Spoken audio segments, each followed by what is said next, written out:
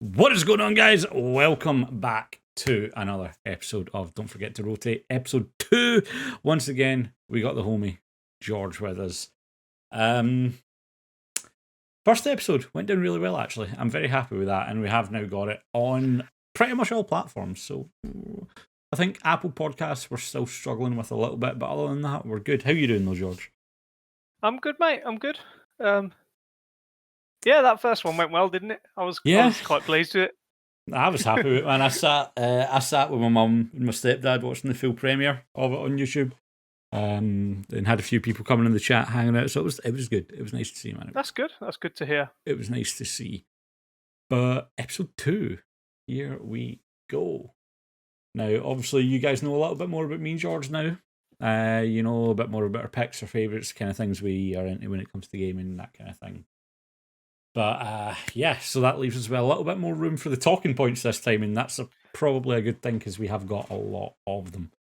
And Dale, you've gone the first 2 minutes without mentioning your 3v1 clutch in league play today, so I mean, well done. I mean, you actually brought it. Don't let him fool you. He brought it up before I did, literally about 2 minutes before recording. You didn't waste any time putting it on Instagram and Twitter and of course all not. of them, though. Of course not. Of course not. By the way, if you've not, then make sure to go follow me on Twitter and Instagram. Twitter's at Dallas93, Instagram's DallasYT. George, I like that. Your stuff real quick? Shameless plug. Well, because I know you don't really use Twitter too much now, but no, I use Instagram more than so that's that's gmeeks_. That's a nice easy one. Nice and I'm probably going to set up a new Twitter because I don't use it at all, and I've got so many accounts followed. So what you're telling me is I'm going to need to change the graphics. Okay, cool. I've got that noted ahead of time. I've got that noted. We're fine. But boom. First topic's actually one that you said you wanted to talk a little bit more in depth in. Yeah, so we touched on it last week, didn't we? I'm going to say last week. Even I suppose it was last week, actually, wasn't it? Yeah. Yeah, we touched on it last week. Technically last week, yeah.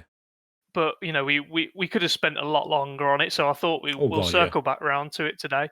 And that was whether franchising is, I suppose, good for the viewer. And obviously, we've got a good perspective here because you've been watching it a long time. I'm new this season. Oh God, yes, I have been watching it since they were renting out ballrooms and having janky stage setups where you're folding chairs. So Jesus. Yeah. So yeah, as a newcomer, for me, franchising is a good thing because it creates a little bit more of like a professional vibe. Like it feels a lot more legit, like you say. Rented out, like they rent out rooms, foldable chairs. It feels more complete, and it can be marketed a lot better to the consumer as a franchise. I mean, I suppose to be fair on the side of that though as well, for new viewers and stuff, it does make it a bit easier because it is going to be the same in the league's case right now. Even though there is talk of expansion, it's going to be the same 12 teams. It's the same 12 brands that they don't need to learn a new brand every time like a team comes up or a team drops out. Like, I get it from that point of view, but for me, the issue comes with the events. Like the actual structure of it, I can understand why, but the actual events are the main issue for me.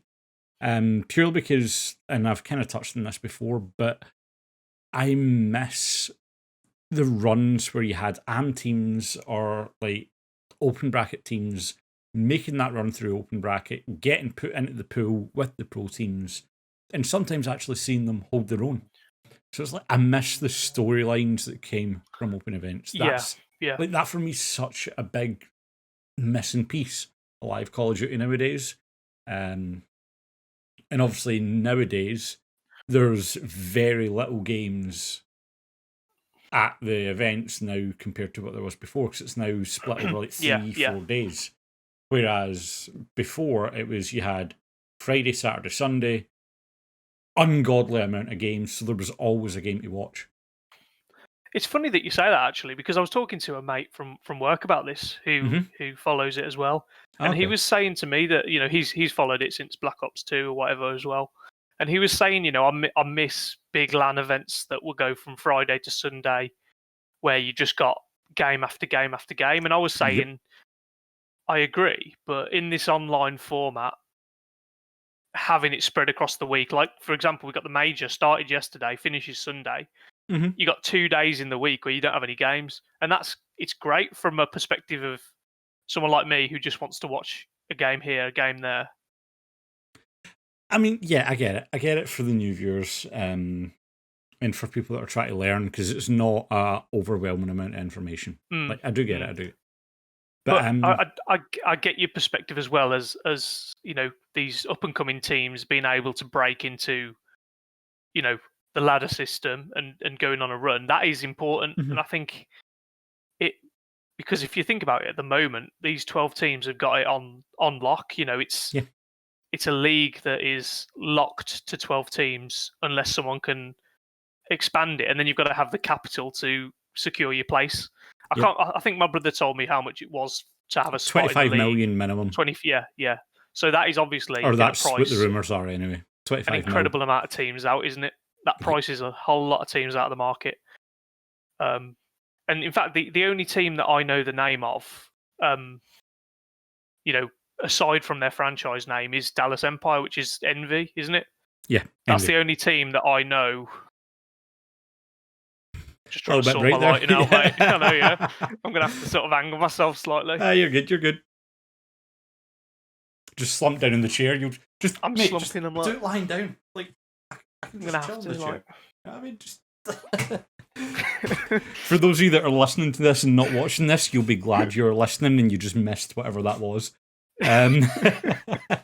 But just for full disclosure, we've had our windows done and the blinds come down in this room and it is yet to go back up. So the sun is beaming me. You had your days off. Come on, you could have been doing that. You could have been doing that, but I chose not to. Perks of being an adult owning your own home, right? Yeah. But right, so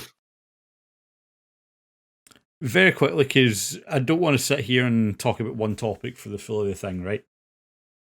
Overall, summarising it all, the longer weekends, not as many games per day, the locked league, which Call of Duty tends to have a habit of being known as a friendship league, where it's more who you know, not how good you are kind of thing.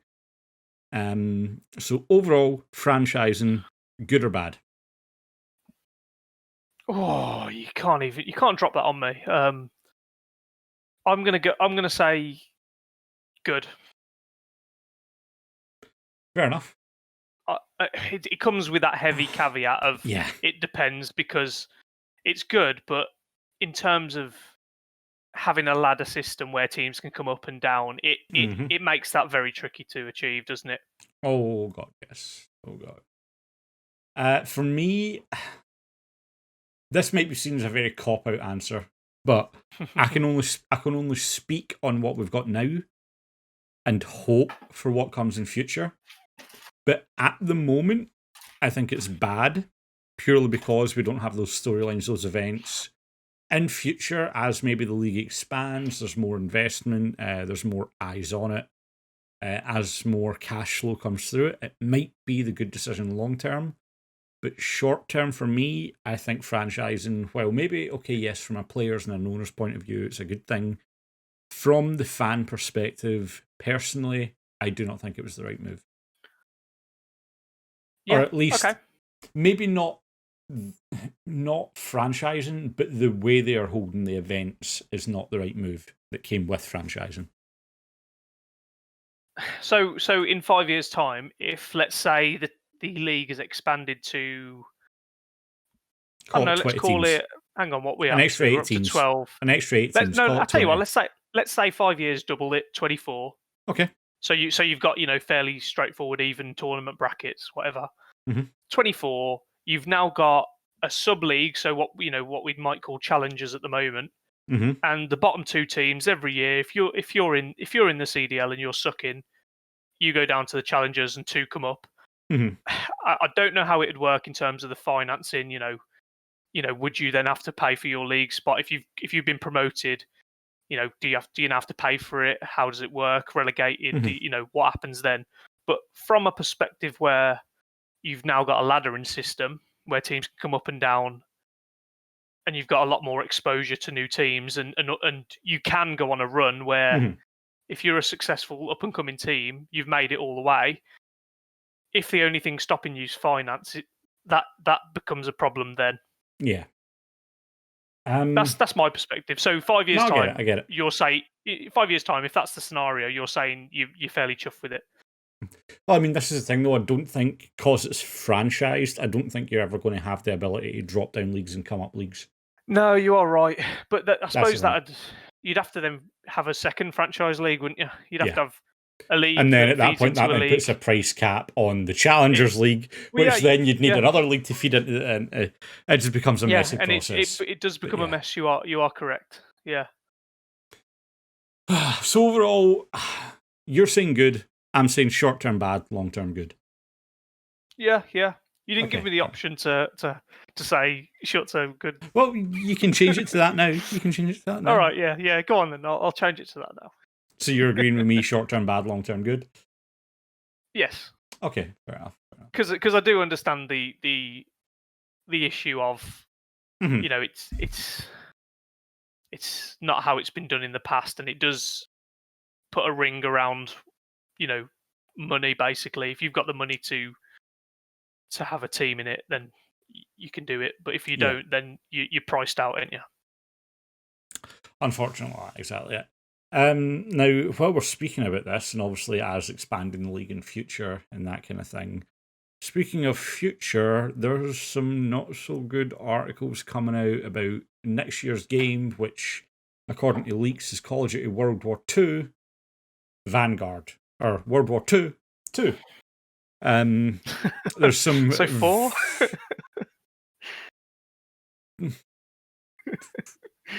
Something like that. Something. Be careful with what you're doing with your hands. Again, that's one of those ones where if you are listening rather than watching, probably glad you were, to be quite honest with you. But yes, so moving on with that, we have got this article here, which is saying that according to some leaks, next year's Call of Duty is going to be a disaster. Now, first and foremost, the developer behind next year's Call of Duty, Sledgehammer. What game was meant to be out this year? Sledgehammer's. So not only have they now had an extra year to work on games, it's still set to be an absolute disaster, according to leaks. So, very quickly, I'll run over this for you. New Call of Duty 2021 report surfaced online, teases that this year's COD may be a disaster in the making. This year's game, Call of Duty World War II Vanguard, has been in development at Sledgehammer Games since August 2019, which means little by the time it releases. It'll have been in development for roughly 2 years. That said, the issues won't end with the new game. They'll impact Warzone as well. So it's not just this is just impacting Warzone or just impacting the game. This is across both. And as we know, Activision have put a lot of money into making sure Warzone continues almost as a game as a service alongside the main Call of Duty titles each year. So with that, they're not going to be giving us a brand new World War II themed map. So straight away, that's completely out of integration. I mean, to be fair, it's took them to this stage in the game just to get ready to release the Cold War map, which isn't even a new map. It's a reskin of Verdansk with a couple of point of interest changes. I didn't actually know that. It's because I was just about. This is what's going to kill Warzone. This is what's going to kill Warzone. The lack of creativity, the lack of actually listening to the community, and the lack of, to be frank, giving a damn about your product. That is what is going to kill Warzone.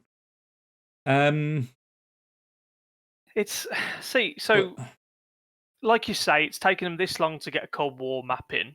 Mm-hmm. Anyway, so why can't a World War II themed one be just that little bit further down the line? Yeah, exactly.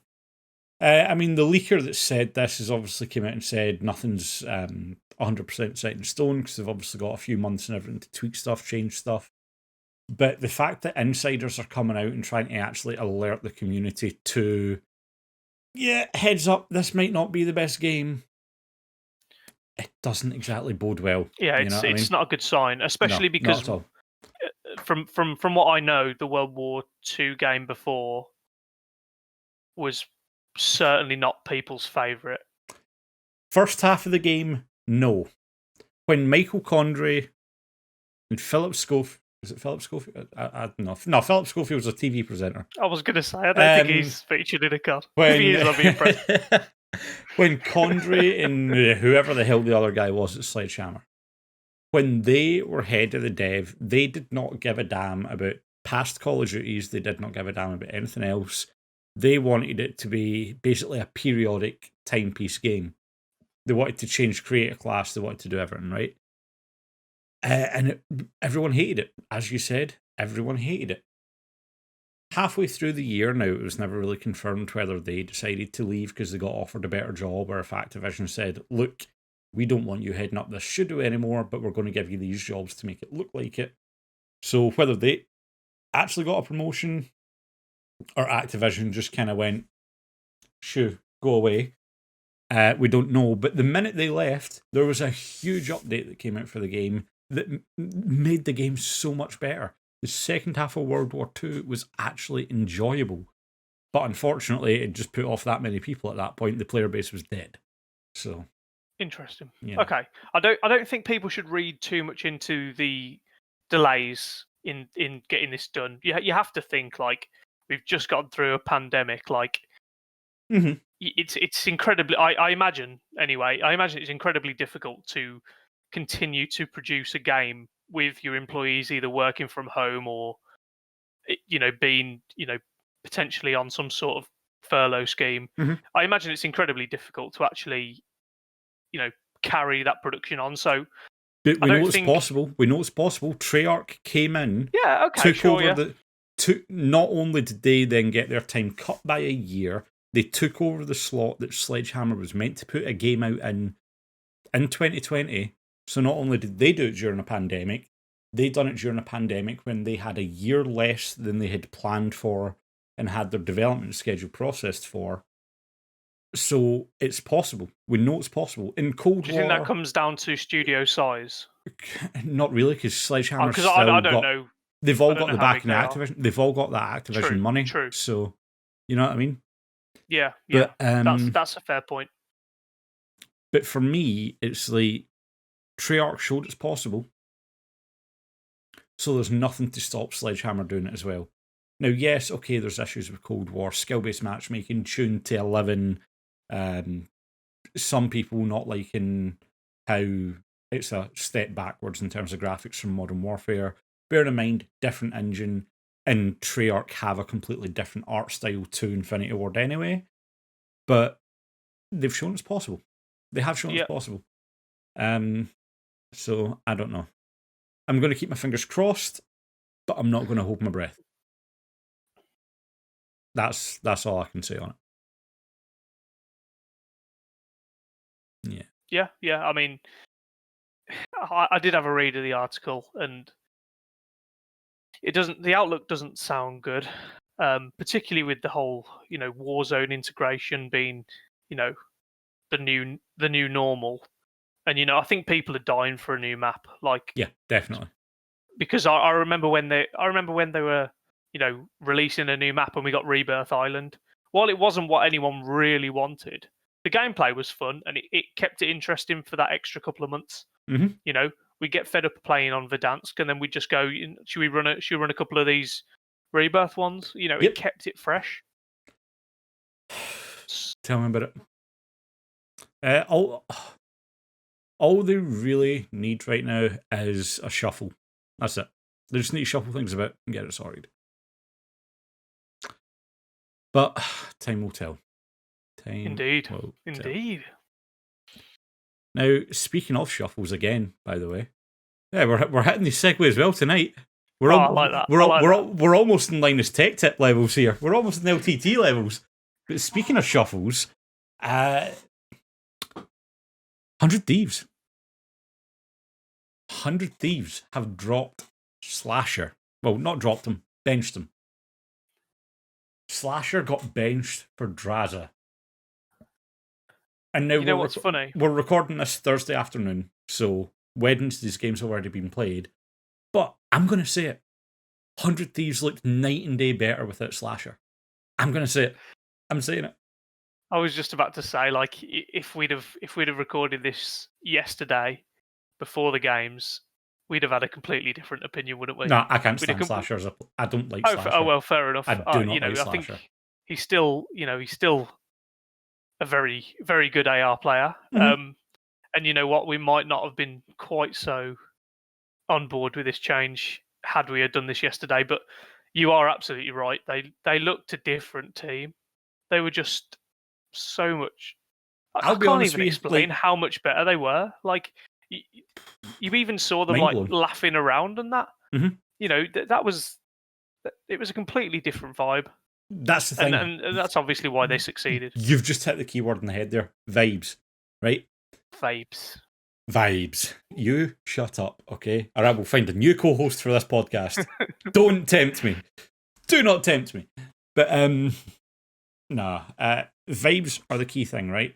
Slasher, like, even if I don't like Slasher's personality, that's just from what I see of him in content and that kind of thing. Real life, could be the nicest guy in the world. I'm not going to slate him, but just based on what I know of his personality through content, I don't like him, right?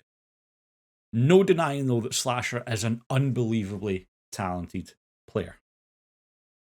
But there's also... It's kind of known that he runs a rather strict way to play on his teams, right? He's quite strict, he's quite vocal, he can be quite in-your-face, aggressive, loud, and just not the easiest to handle, right?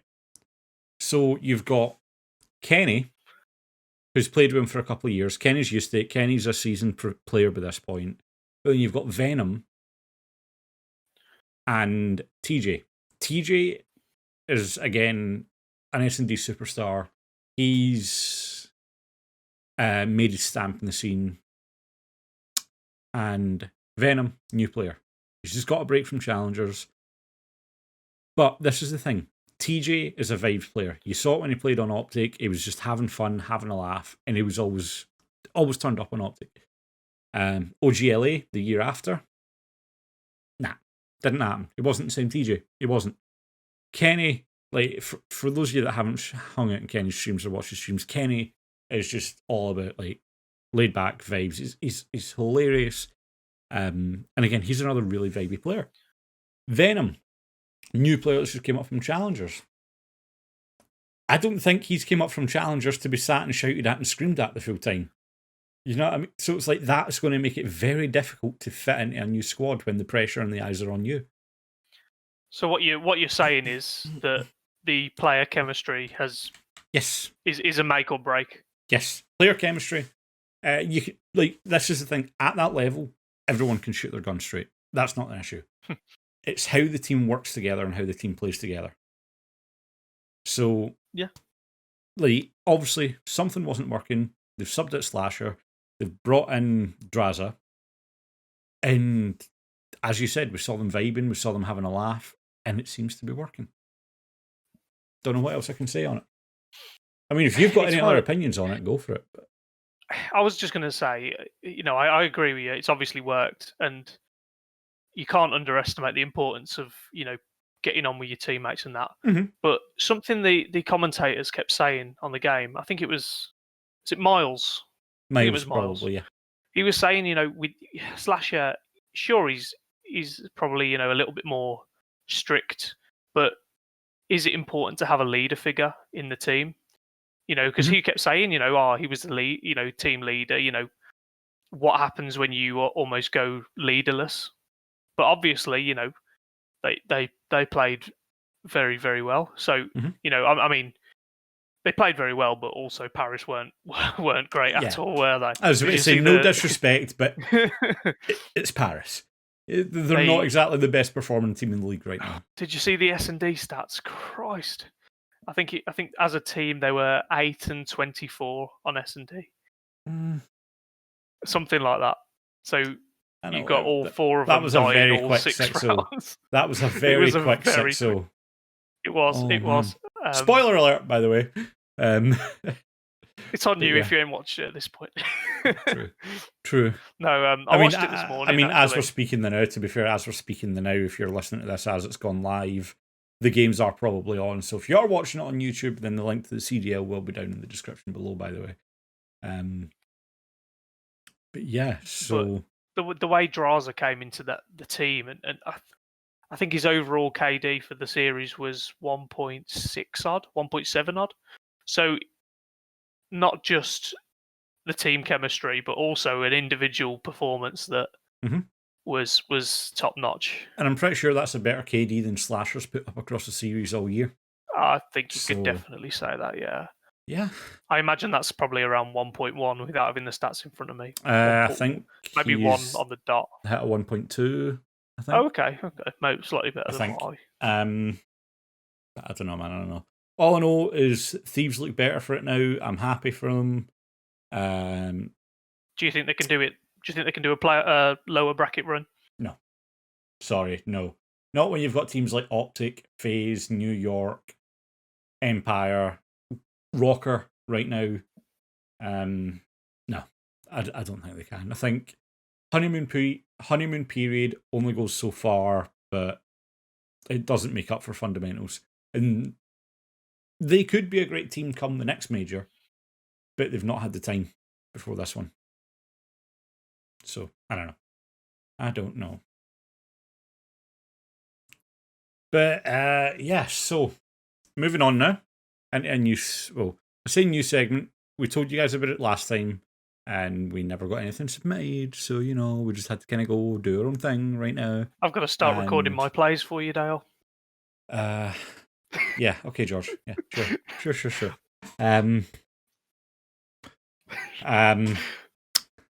Yeah, so with that being said, it's not quite George. It's not on George's level quite, but we're going to move into the segment where we normally do our top 5 plays or our play-by-play breakdown. And this week, we have got something a little bit spicy for you guys.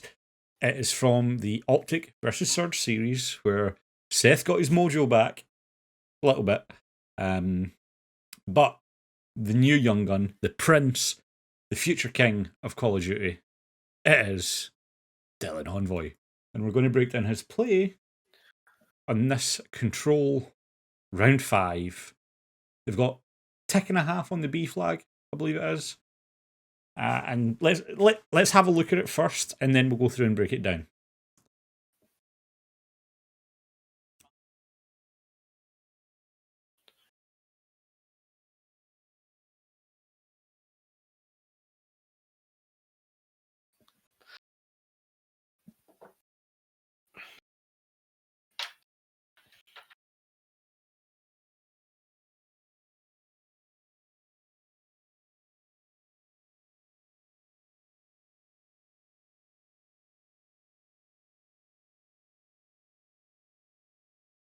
Okay, so let's go back to this, right?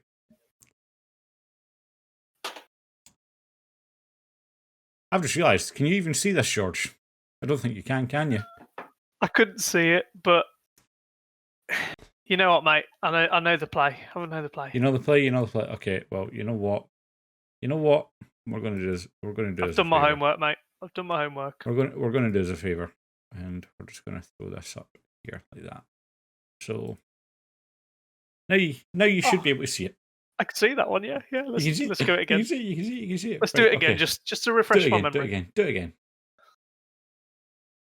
Okay, so what happens is it starts off. Envoy is on the flank, which you can't see because, CDL have got this big ass Envoy on the flank banner covering the minimap. But if I'm right, I believe Envoy manages to get through ring, gets through here into cut, right? So in cut, he's got 1, 2, 3, all 4 players ahead. You've got 1 in money, one at open steps, one at cut, and then one in the hill. Right? At this point, Envoy goes huge. Gets one, gets two, kills the third, and gets Looney the fourth week. So at this point, Optic, they've got 3 down. They know Looney's in bedroom. And if you look at the mini-map, you've got number 8, which is Seth, or Scump, who's already on his way to bedroom. He knows that Looney's going to be down there. Looney's weak. Scump has the advantage in this gunfight. You've got number 6, which is Dashy, spawns up, and I believe he goes mid here. We'll have a look. But basically, what Envoy's done there is because he's pushed through the cut area of the map, which is where he picked up the kills from, the little L-shaped bit right next to the point on the minimap. He's pushed through there. He's got the kills, but because he's in that area of the map, normally Seattle would spawn on the basketball court right next to the B point, or they'd spawn at the top of basketball steps. Because Envoy's there, they spawn all the way at the top side of the map up at Laundry. So not only has Envoy went huge getting the 3-piece, he's also blocked spawns, which has bought him the time on point, which, as you can see here on screen, he's already got it to that second tick. And that allows his team to come through the map, back him up. So let's see what else happens after that, right? He calls in his streaks, and look at the streak placement. You can see the 3 little circles on the minimap, right? All of them outside back kitchen. So he pulls up his streaks, he'll see the pings, right? 3 streaks down. And instantly what that does is it's either going to kill Seattle or it's going to force them to funnel through kitchen. Now, forcing them to funnel through kitchen means that Envoy in hill, he's only got one place he's got to worry about. The only place they can come from once those streaks have funneled them into kitchen is money window. Plus, you've also got Dashy, mid-map, looking at kitchen, who's going to be able to tag them up, get them all weak before they even get to money. So, whether this was intentional or not, I don't know. Whether it just happened to be a good play that worked out with the timing. Either way, streaks come in, as I say here, all of Seattle in kitchen. Looney died at bedroom, which we said was going to happen. Dashy killed one, crossing kitchen. Said that was going to happen, he's going to get them weak. At this point, you've got Pristini and Octane. B is about 1.5 seconds, 2 seconds away from being captured. What have they got to do? Fly out money window, try and get in hill. They do that. Boom, 1 dead, 2 dead. That's it, done. Optic take the map, the game, and the series. So, with that being said, George, you've seen it round this time. I've explained it a little bit now.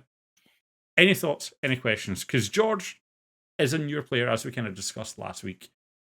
So, anything you need to ask about it from the more casual point of view? What you've just said is, was it intentional? And I think Envoy is one of those players who does like to go on the flank run. Mm-hmm. And it's the flank was completely intentional. I meant the completely intentional. I meant the streak play. The streak. Oh, okay. Specifically the streak. I mean, let's be honest. He's gone cut. He's forced the spawn over at Laundry. Mm-hmm. I think the streak is completely intentional, isn't it? Yeah. Because, like you say, if the thing is, I think if so in control. Correct me if I'm wrong. If you have 4 people on the point, it winds down in 7 seconds, doesn't it? 11.5 seconds for a full cap. Is 11 even if you got all 4 on? No, sorry, just under 10, I think, or about 10 seconds. I think it's because I thought it was 7. I think it's 3.5 seconds a segment with a 4 stack on it. Okay, so the thing is, he spawned them all out Laundry. Mm-hmm. I think it probably takes around 7 seconds for you to run back from where you've spawned in Laundry to the point. So they've got no other option. You can't go through pillars to mid because you don't have time to do that. So you've got to flood through there. So and I think at this level he knows that I've spawned them out Laundry. I know that the only way that they can get to the point on time is to come through, cut out kitchen. Even basketball's probably a little bit out of the question. Mm-hmm. So I think it's completely intentional. If I because look at exactly where he pinpoints it. He pinpoints all 3 back kitchen. The opening to kitchen, slash the bit between cutout and kitchen. The battery anchor he position, knows, typically. yeah, exactly. So he knows exactly that the time that they've got to get onto the point, they've got to go the quickest route. You've ruled out pillars, you've ruled out mid, you've ruled out basketball. It's got to be, you've narrowed it right down to this point. Mm-hmm. So I think it's completely intentional, the streak use, and this is why it's such a good play, because he's flanked, he's killed, he's completely flipped the game on its head. Yeah, 100%. And like you say, the positioning is key, isn't it? The fact that you've spawned them all the way out is what wins you the game, really. 100%. That's the thing. Obviously, we're kind of talking about it now, and one of the biggest things in Control, if you get 4 dead, if everyone's close to the hill, stack that, get that run up. But if not, if like, say you're the last man, you manage to pop off, like Envoy did, get a 2-piece, 3-piece, the biggest thing you can do is push through and force the far spawns. Because that way, not only do they need to rotate back to the hill, chances are they're going to need to rotate back past you, which gives you a chance to kill them, maybe get them weak. And the most important thing is it buys your team the time to get pushed up in the map and to actually be able to help you again. Like, at that point, Envoy, last man alive, the most important thing he could do was buy that time for his team. But it just so happened Envoy done Envoy things and won the game. So, but that doesn't happen, because you look, those 2 kills at the end, Envoy doesn't even get one of them. It's Formal and it's Scump that get the 2 of them. But no, again, just a fantastic play from Envoy there. And I mean, yeah. Now, is there anything about that, like, just because obviously, for those of you that missed it, this is not me being harsh to George. We've freely admitted that we've done this podcast from the perspective of someone that's been involved in it for a while, and someone that is new and is still learning competitive and is still learning the competitive side of the game. As a more casual viewer, is there anything about that makes you wonder, why are they doing that, or what's the purpose in this? Or so obviously we want, like, the whole point of this is we both want to try and kind of help other people learn the game, get more invested as well. So can we just run it? Can we run it back to when he first gets that 3-piece? Because we've talked about what Envoy and Scump were doing, but I just want to know what the situation is with Dashi and Formal. Have they just been just been killed? Dashi's just gone, hasn't he? Dashi will just be coming off spawn, and then Formal dies at poolside here. Okay, so he's at poolside. TK takes out Formal, yeah. Okay, so they're obviously spawned out. I just want to watch what they're doing now. So, is that Dashi gone mid, and then Formal's gone flanked back around through bedroom? Well, coming under bedroom. Okay, okay. This is the other thing, right? Dashi's gone through mid, which again we spoke about is one of the key things. He gets a kill, gets the other 2 weak that are pushing the hill. But Scump, he's went top bedroom, or he's went outer bedroom, one of the 2, to look over Envoy on the hill directly. Now, he knows that Looney's bottom bedroom. He knows he's there, 100% he does, because Envoy will have called that out. Yeah. But the key thing here, Formals came off spawn behind him, and Scump trusts his teammate to make sure he doesn't get pushed. Like, if Scump played for that kill, he might not be in position to get the kill on the point. So I suppose that my next sort of question is, if the hills, if we're saying that the hills effectively half done when Envoy makes this play, he makes the play. Could he have avoided that into that last 2, 2 hopping out of money? Could he have avoided that if Scump would have just pushed the hill and they had 2 on it? Do you think the timer would have ticked off by the time? No, because Scump's got further to go. Chances are they'd probably have killed Scump as he was crossing bottom open steps. Scump would probably have died there. But okay, because obviously when we I say that, but it's Scump, so you never know. Yeah. You never know. Obviously, when we play Control on League Play, you get the 4 kills. You stack the point as best you can. Obviously, 2 have spawned out. but it's could Scump have pushed up and stacked the point, and then before they've even had chance to hop out of money, they've spawned all the way over laundry steps. Mm-hmm. Has the point already been completed? So yeah, I get what you're saying, but the issue is Scump would not have got to the point in time. Okay. Like the two coming out of money would have hit the point at the same time as Scump.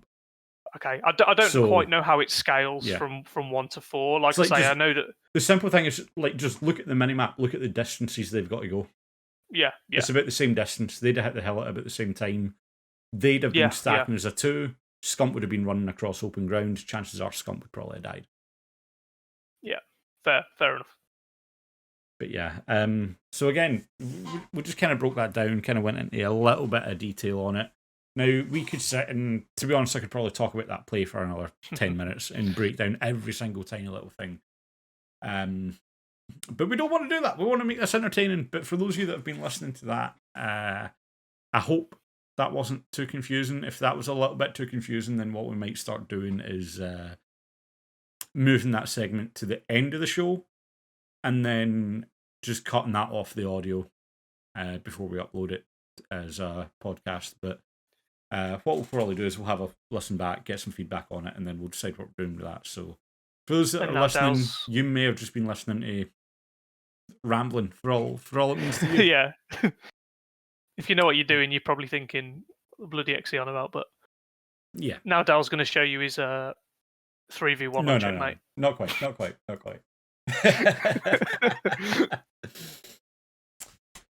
Oh, man. But, right. One of the big things I want to talk about here, by the way.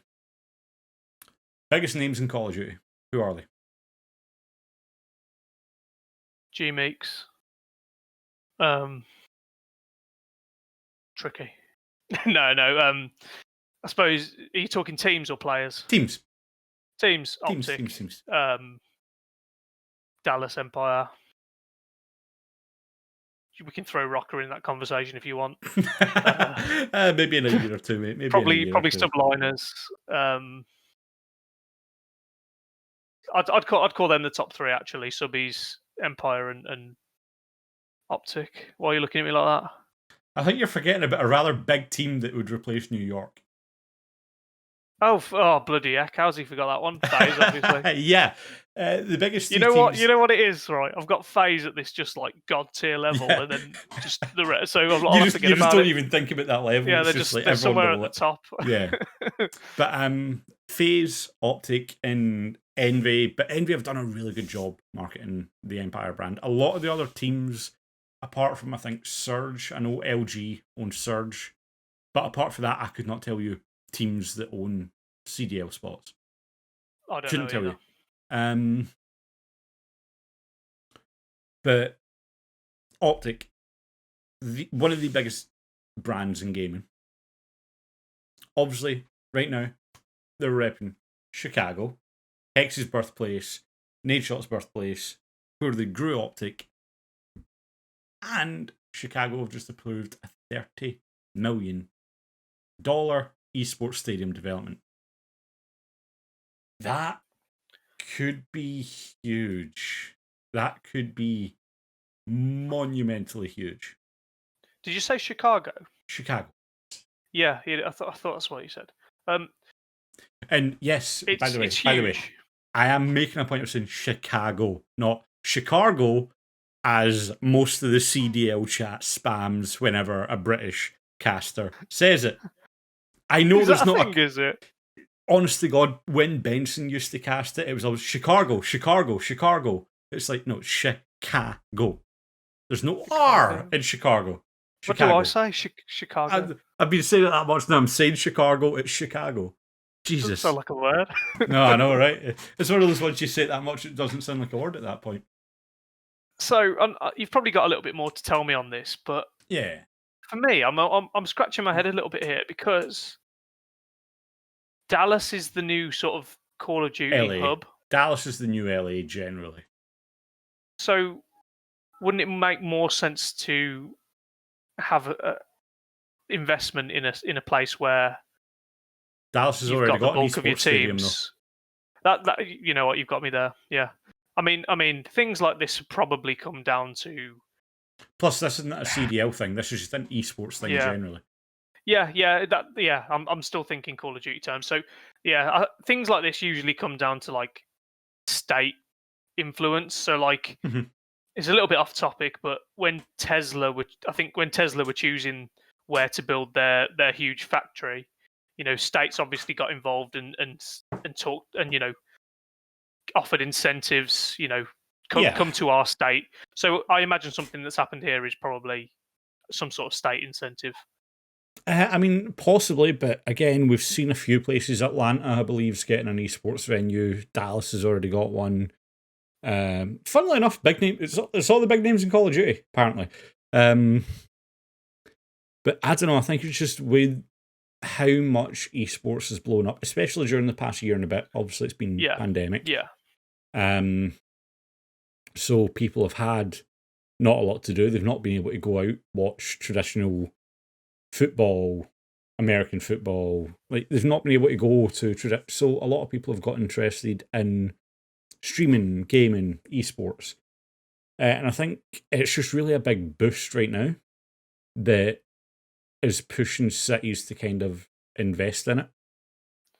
Because but the way I look at it now, if you do not get involved in esports now, you're going to get priced out when it actually takes off. Yeah. I think you're right. It's growing at such a rate that like you say, you've got to get in now because I still think it's a market that's in its development stage.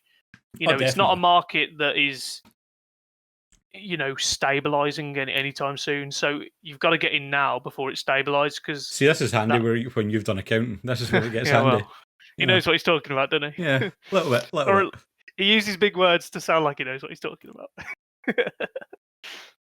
No, but yeah, this is what it comes down to. It comes down to, like you say, growing market, invest now,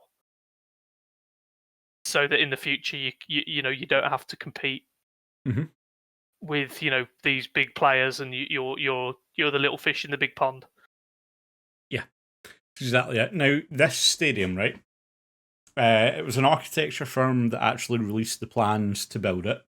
According to the newspaper that reported on it, it's a 1,000 seat stadium, fully dedicated to esports and gaming. And as much as it's, you think about current like football stadiums in the UK, right? Ibrox, 51,000 odd. I don't know what the Hawthorns is. You probably know that. 20, 27, 28. Yeah, like Emirates, Old Trafford, that kind of thing. You're like, they're decent size, and they're like 50,000 plus. Hawthorns, okay, 20 odd thousand. But so it's like you might be sitting there thinking, well, 1,000 people's not that many then in the grand scheme of things, is it?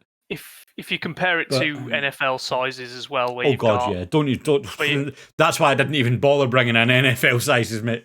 I'm not 100% sure. Someone's going to have to fact check me on this, but some of them hit 80k plus, 90k plus. Oh, no, don't get me wrong. You get some football stadiums that do that as well, but yeah. But yeah, so it's 1,000 seat stadium, staged area, and fully built into it is it's going to be a restaurant, private player lounge, and there's going to be like a massive IMAX screen.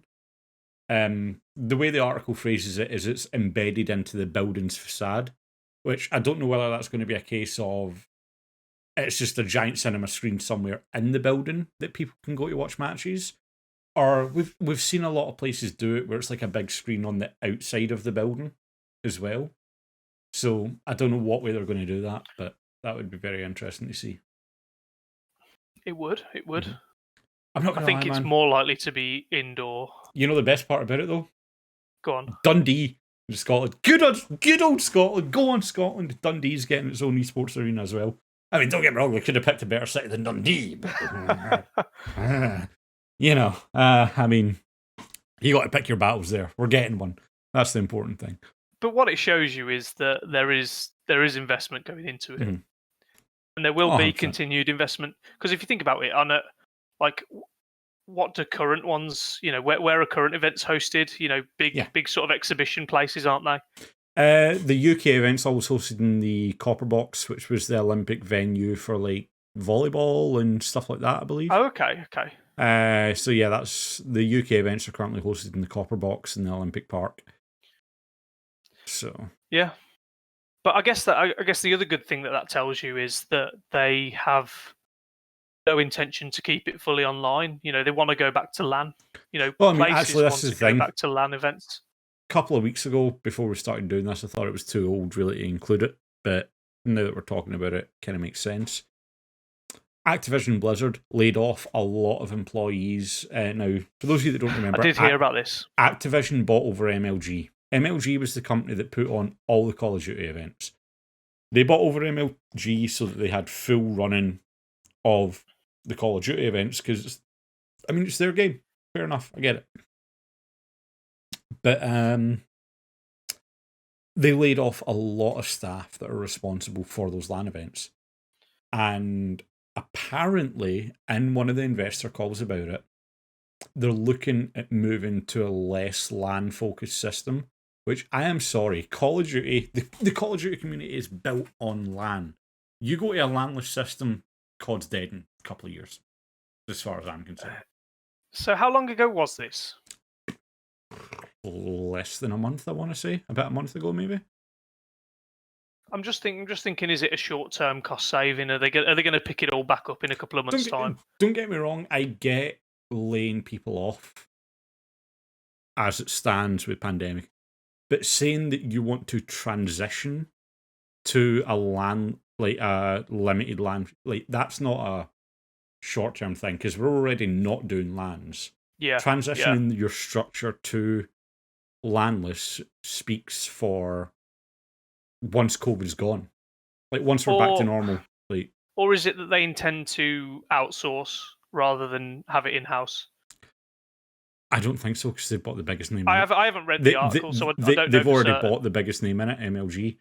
Now, obviously, you've got Esports Engine, no, but which I mean, like Adam Apsell and that have went and started, but like, as in, have they laid off the staff who, are charged with, setting up for events? Is that what you're saying it is? Just generally organized, like generally to do with the LAN events, I believe it was. Okay. I'm just wondering whether that's their plan, to offer event management to smaller companies. Mm-hmm. It's a possibility. It's a possibility. I mean, it doesn't have to be done in house. So. Mm-hmm. You'd hope so, considering. But at the end of the day, right? I think what the players want is probably going to factor. That they have influence. If every single not really. player turns, this is the thing. This is the thing. You don't think right? they do? This has been spoken about many a times. Players, as it stands, there's too many people that want to play Call of Duty at a professional level. If every single pro player in this scene went, we're not playing anymore until you give us this, Activision are just going to go, okay, there's 100 other people there to fill your boots. Now, they're not named, they're not brands, they're not anyone that's a household name. But as far as Activision are concerned, there's still people there that are going to pay the money to play it. So it's a fair point. You are right. I just wonder whether there's anything stopping them. And because Activision own the property rights to Call of Duty, if anyone else was to go off on their own and be like, yeah, we're doing this company and we're doing Call of Duty events down, but Activision can straight away be like, nope, copyright, shut that down. Yeah, whereas you are right. Whereas with something like the NFL, now imagine something like the NFL, right? Every single player stops and goes, we're not playing in this league anymore. It's BS. We're going to go over here, make our own league, because you can't copyright a sports game. You can't copyright sports. Guaranteed everyone's going to go flock to that league with all the established names, with the household names. You know what I mean? Is this the fundamental reason why esports isn't taken as seriously as sports? And that's because it's all driven by copyright, IP. I don't think it's money. The fundamental reason. I don't think it's the fundamental reason, but I do think it plays a part. Okay. But So we've just to link it all back. So we've talked about this new 30 million esports stadium that's being created. Do you think that, let's say, your League of Legends, your Dotas, they have, these new stadiums pop up and these have great success, getting people to these events. Activision could easily turn around and be like, well, if it's working, we can certainly go back to that. Because like you're saying, it's not quite the same, is it? Online is not the same. The issue is the amount of money they need to invest to put on these events. Yeah. And I mean, as we all know, Activision plus money. Well, we don't need to say any more than that, do we? Because we all know the reputation. Yeah, there's a reason that S in Activision gets replaced with a $sign with a lot of people. Just saying. No, yeah, that's fair enough. Yeah. Now, very, very quickly, since we've been sitting here talking about esports and everything like that, very, very quickly before we wrap this up, kind of new esport coming in the block. Call of Duty, as we know it, are launching COD Mobile esports. So COD Mobile, well, personally, I don't have it. I've never wanted to download it and play it, because it's like, why would I, when I can sit on my PC and play it at 144 hertz monitor? Like, why would I want to play COD Mobile? You know what I mean? Especially when I've got nowhere to go right now during a bloody pandemic. But yeah, apparently COD Mobile is actually doing well enough to the point where they're launching an esports league. See, right, I saw this article when you sent it me, and just as a sort of side note, I play a game called Brawl Stars on my phone. Yeah, I've heard of Brawl Stars. Brawl Stars is great, and that has a rather successful esports tournaments, and they do all sorts of esports, and there's well established teams for it. But I guess the difference between this and Call of Duty is that it's Brawl Stars is a game designed for mobile play. It's simple. It's a streamlined user interface. It's very basic controls. Yeah. You take something like Call of Duty and you try and put that on a mobile game, let alone an esport, a competitive level of play. Then I'm curious to see how this is going to work. I know. I mean, this is the thing as well about it, right? Is it kind of a conflict? Not conflict of interest, but is it maybe trying to almost corner the market from Activision? They've already got Call of Duty. Call of Duty esports, well, it's small in terms of the grand scheme of things in esports. It's not your League, your Dotas, whatever. It's got an established system that works. Now, this system they're trying to port over and use the same League structure system for mobile. Tell me one big name that's invested in Call of Duty Mobile. Oh, I think we've lost George. That is a lovely face from George right there. I do believe we've lost them. So sorry, yeah. Call of Duty. Franchise, League, it's established brands. Tell me one name. Tell me one regular known esports name that's involved in Call of Duty Mobile. Can't. Okay, let's go a different track. Tell me. Probably proves your point. Tell me one Call of Duty Mobile player that's even relatively known that could build a brand on it. Again, I don't know. So why are Activision going this route? Like, they're investing $750,000 into a Call of Duty Mobile champs with 7 teams. Seven teams. At least according to this article. Couldn't have pushed for that 8th. Yeah, tell me about it. Yes. That's a weird one. Although it was cancelled due to COVID-19 circumstances in December 2020, and the $750,000 prize pool that finals offered was divided between the 7 qualified teams. Because I know absolutely teams qualified for that event. Not one team have I ever heard of. I did not know that event was a thing until I read this article. And then they've all walked away with just shorting 100 grand between the teams for literally just qualifying. Can I get a bit more context on what Call of Duty Mobile is? Because I'm completely in the dark. Is it 4v4 first-person shooter competitive? No, not a clue. So we don't know anything about it. I know literally nothing about it, but the fact that it's Call of Duty, that they're trying to expand another esports league, kind of wanted to talk about it, and I'm not trying to sit here and shit on you Call of Duty mobile players. If you enjoy it, you enjoy it. Go for it. Have fun with it. I am not trying to tell you not to play a game, but it's more we're people that are involved in Call of Duty, that watch competitive Call of Duty, and even we've never heard of it. So what the hell are Activision doing with the marketing for this? Like, I'm going to put it in this episode, Dale. We're going to, over the weekend, we're going to have a download and we're going to have a cheeky little dabble. Fair enough. Okay. Because I want to come back to this. I want to see what the gameplay is like, because we're talking about it knowing I believe it's like a 20 gig nothing game. about it. I'll make room. 20 gig in your phone. Like what? You know? Let me go double check. Let me go double check. But I swear that was like a 20 gig download. Do you remember? I've just saw your message there as well. Oh, I've crashed.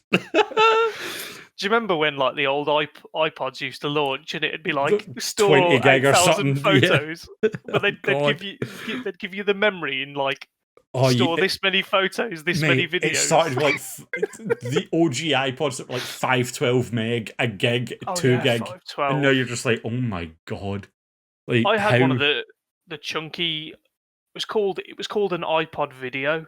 Yes, I don't know if you ever remember that. I had one of them, mm-hmm. and I can't even remember how. I think it was 8 gig, and you're thinking like 8 gig back then was huge. Mm-hmm. And now 8 gigs. I may have added an extra 0 on it, by the way. It's 2 gig. Okay, well, it's 2 gig. I knew there was a 2 in it. But so it's.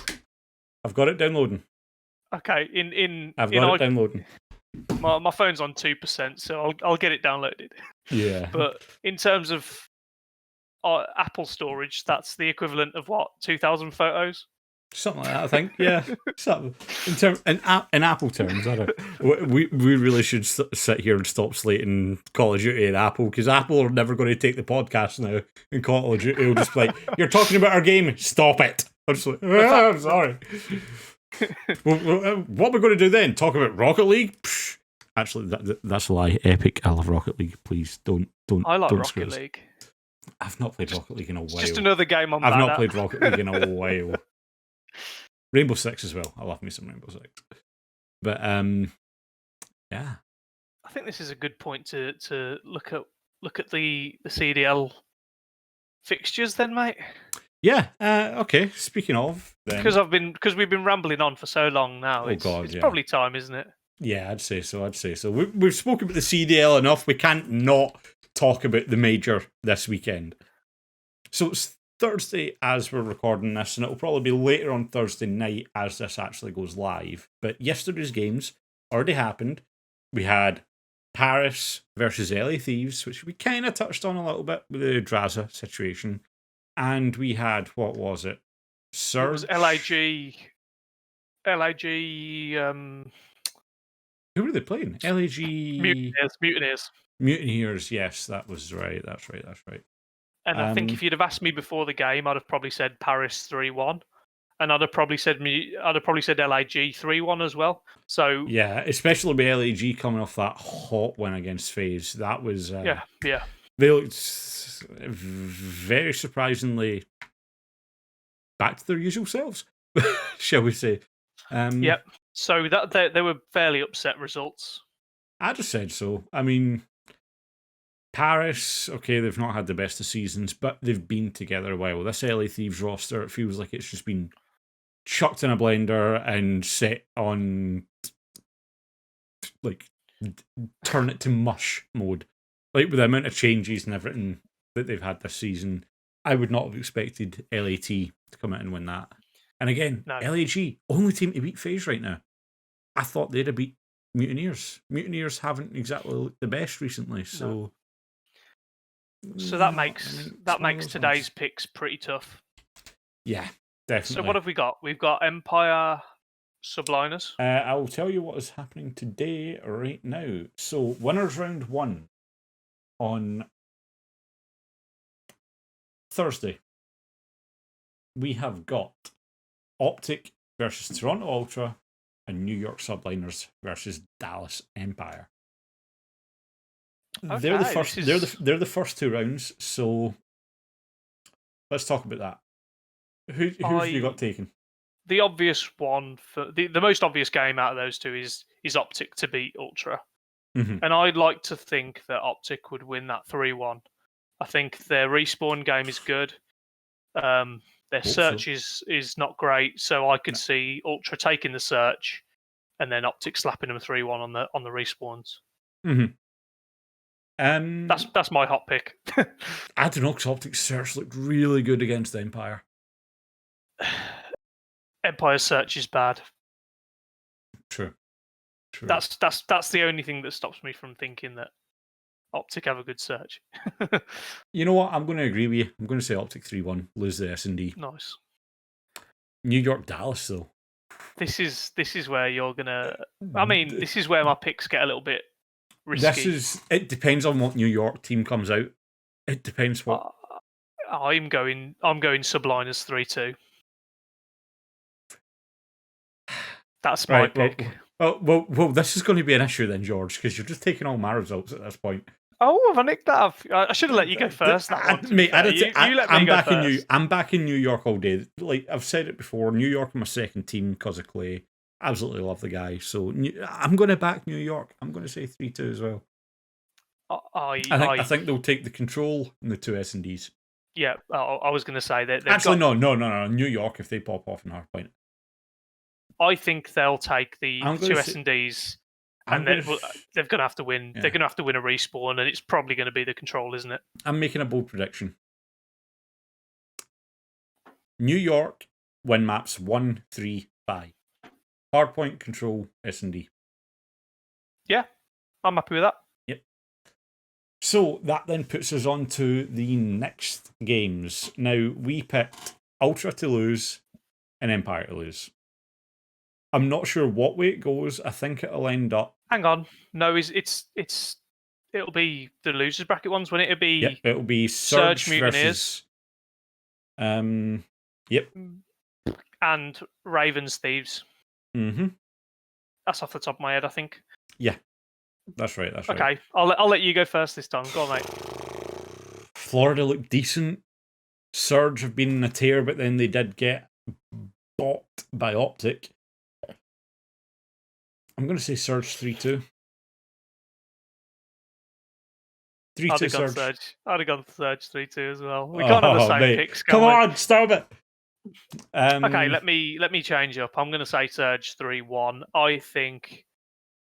Okay, I rate that. Mutineers had a bit of a just had a good game. I don't think it's going to carry on. I don't think they're a team that perform consistently at a good level, and I think Surge have looked pretty good apart from the choke against Rocker and Optic. So, say Surge 3-1.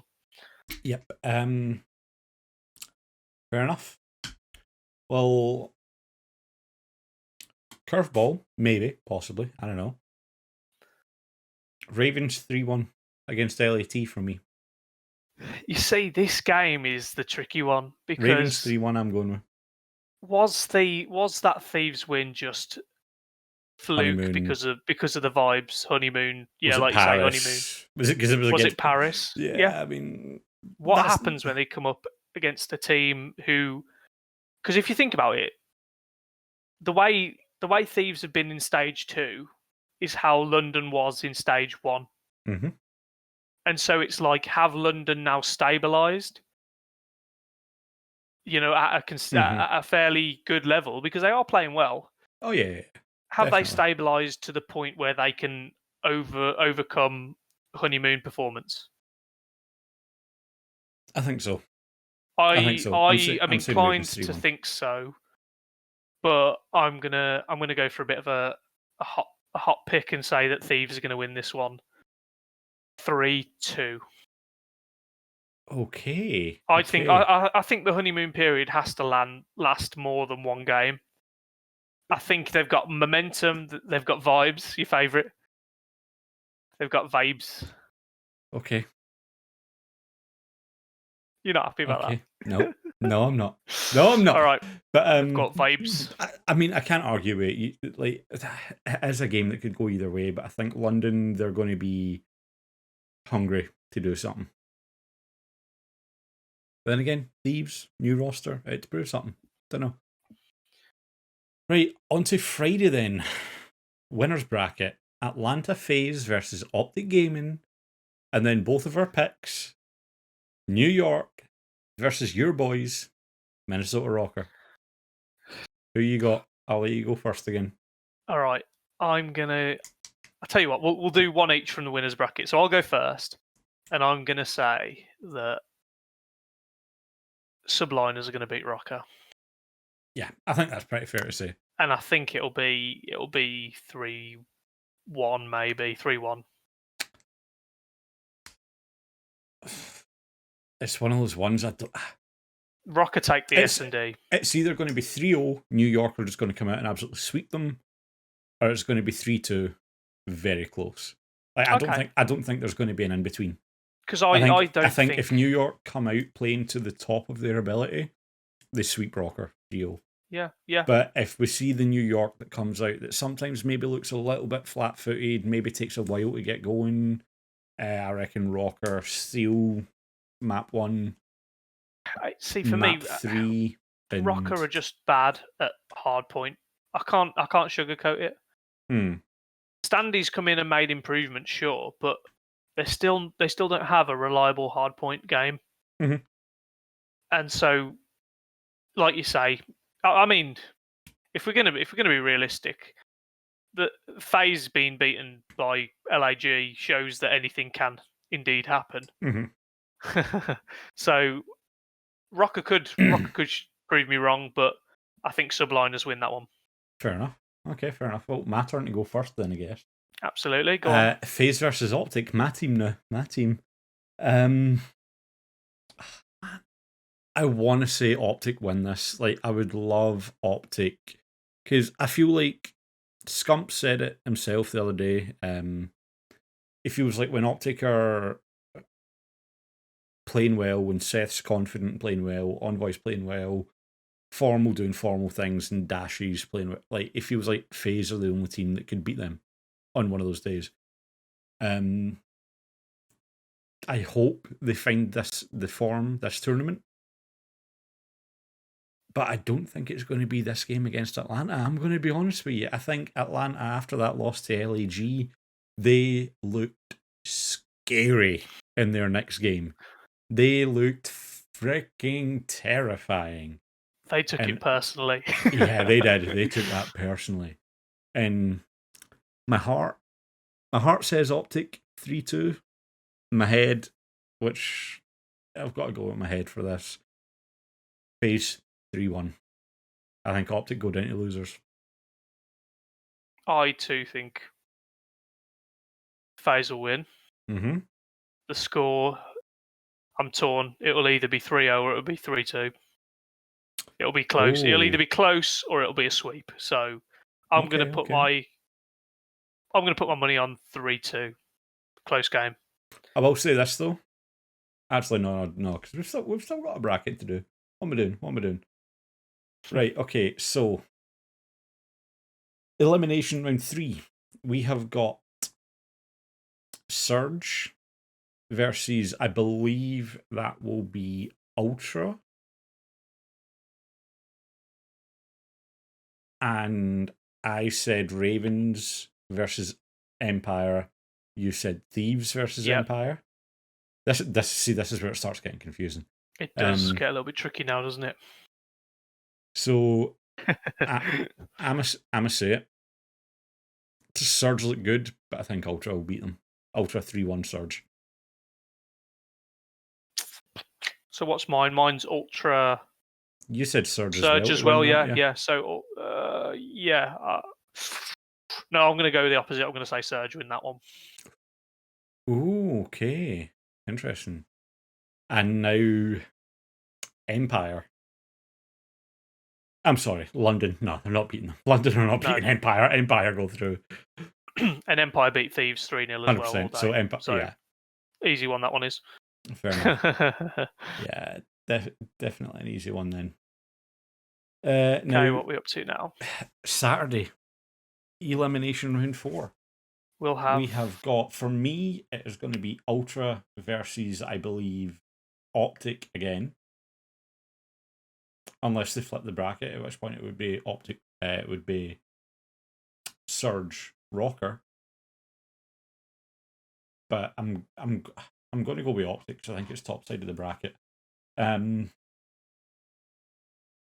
Surge don't beat Optic as far as I'm concerned. No, Ultra don't beat Optic. Sorry, Ultra. You've done magic for me. I just don't think they're strong enough to beat Optic this major. I don't think Surge are either. And as for Rocker Empire, see, that's a bit of a tough one because Rocker to do it again. I want Rocker to do it again. It could very easily happen the exact same fashion, couldn't it? I'm backing Rocker for that. I'm saying Rocker knock Empire out. Rocker. It could just be a bogey team, you know. Yep, could be. They've just got their number. I think yeah, Rocker 3-2 again. Let's go for it. Let's go for it. So at that what does that leave us? That then puts you through elimination round 5, Optic versus Rocker. 3-0 Rocker. No, they when Optic hit a bit of form, it's not going to happen the same, is it? No. I'm going to say 3-2 Rocker. Backing your team, I respect it. But you are completely wrong. Optic are going to 3-0 them. Okay. That's on the basis that they've just, in our hypothetical scenario, they've just beaten Empire again, 3-2. Let's use it. Let's go. I'll admit Rocker will have the momentum behind them in that they've had the harder game. They beat Empire. That's what I'm basing it on. So yeah, don't get me wrong, Rocker would have the momentum, but Rocker have not played a full strength Optic yet. True. And I'm sorry, full strength Optic is a title contender. They beat them. So yeah. They beat them, yeah. I'm sorry, they do. Alright. What's next then? It'll be Optic Rocker for me. At that point it will be... Will it? FaZe New York. No. We're back to that now. FaZe New York winners final. FaZe. Yeah, FaZe. I'm saying 3-1. Yep. Yeah. Yeah. Which then means Optic New York and losers final. Rockers New York for me. Optic New York for me. Rocker New York for you. I'm going to go New York again, I think, unfortunately. Oh, this is a hard one for me, man. Because what I remember from stage 1 is New York beat Rocker convincingly 3-0. Sure, there's been changes, but I think Subliners just have that stable team that performs well on all game modes. Fair enough. Oh, this is a very difficult one. But I think when you look at it player for player, Formal versus Clay, I think they're both fantastic. They're both insanely good at this game. I'd say that one evens out, right? You look at their secondary players. Who is it? It's, I believe, Diamond running it for New York. Yeah, Diamond Con's probably the flex, isn't it? I think. Yeah, because you've got Asim and Mac are your two subs. Or is Mac on the flex, actually? I can't remember. I don't know, I think they might mix it up. I can't remember, I'm not going to lie, I've not watched enough in New York to From what I remember, Mac runs a 74U more often. Swap it. They do flip it about sometimes. You just see Diamond Con and Mac swapping it about. Yeah. But either way, Dashi versus Diamond Con or Mac, I'm backing Dashi. Like, Bruce. It's Bruce. Yeah. Like, he's going off. If he goes off, nah. Then you go Scump versus, again, either Mac or Diamond Con. Scump. Yeah.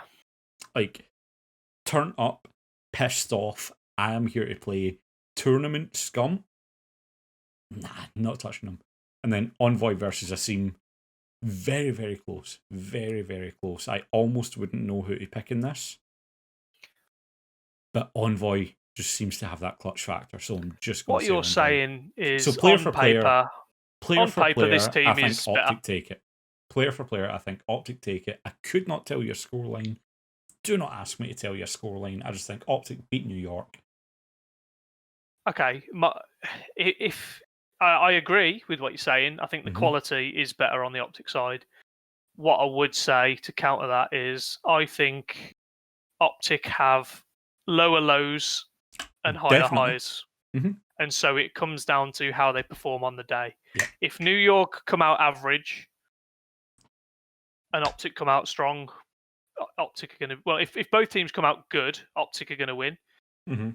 If both teams come out bad, New York wins. That's my perspective. Yeah, you did end up with New York Optic in the losers final as well, didn't you? I did, yeah. Yeah, okay, fair enough. Hang on, did I? Yeah. No, I ended up with New York Rocker. Didn't I? Oh, yeah, wait, no, because hang on, you picked Rocker to beat Optic 3-2, yeah. I did, yeah. Ooh. No, so that's covered your pick. I still think Subbies beat Rocker. Okay, fair enough. So that brings us to the finals, finally. FaZe Subbies. For me, FaZe Optic. For you, FaZe Subbies. Yeah. It's a best of 9, remember, in the finals. Finals is a best of 9. 3 S&Ds. So tough. No, 4 S&Ds, mate? 1. I think. 1 at 3. I think FaZe Empire was 4. Would have been 4 S&Ds. Yeah, no, I think you're right. Yeah, 4. I think it's 4 S&Ds. 4 S&Ds, 5 respawns. That sounds about right. If you... this is tough because... It's hard to argue against FaZe. They're just so consistent. I think it's tough because FaZe... For me, coming back with the fire. You know what, screw it. We're not going map counts. There's just too many maps to think it through. Gut feeling right now for you. New York or FaZe? FaZe. See, last game I said Heart said Optic, Head said FaZe. Heart says Optic, Head doesn't know this time, so I'm going to go with my heart and I'm going to say Optic take the major. I think Optic are going to do it. I think it's happening. I like you backing it. I'm very nervous if it doesn't happen, don't get me wrong. I'm very nervous because knowing my luck, Optic are going to get double rounded now. And I'm going to look like an idiot. So there's that. But right. Yeah, I don't know, man. Let's see what happens. Indeed.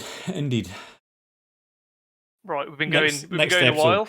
Next episode, you'll find out who was right, me or George. Yeah. We've been going a while, mate. So it's time. It's time to see us out. I'll let you close this one out. I done last week. I guess I'll say, thanks for listening. If you got to the end, well done. God, yeah, this was a bad one. This was a mad one. Yeah, fucking hell. Oh, we were all over the place. Don't forget to, check Dale's Instagram or his Twitter and make sure you watch this 3v1 on Checkmate. He won't shut up about it. So, right, just I'm muting George. I'm doing the outro for that. I'm muting him. Right, how you go, bit? No, yeah, thanks. Yeah, go watch that. It's he plays well, to be fair. So go watch it, and we'll see you next time. Oh wait, hang on. I'll do the line, and don't forget to rotate. Hey, there we go. You also forgot to like and subscribe to the channel if you're following Spotify. Make sure to add this to your feed, and CDL link top line of the description below if you're on YouTube. Make sure to go watch it. Cheers.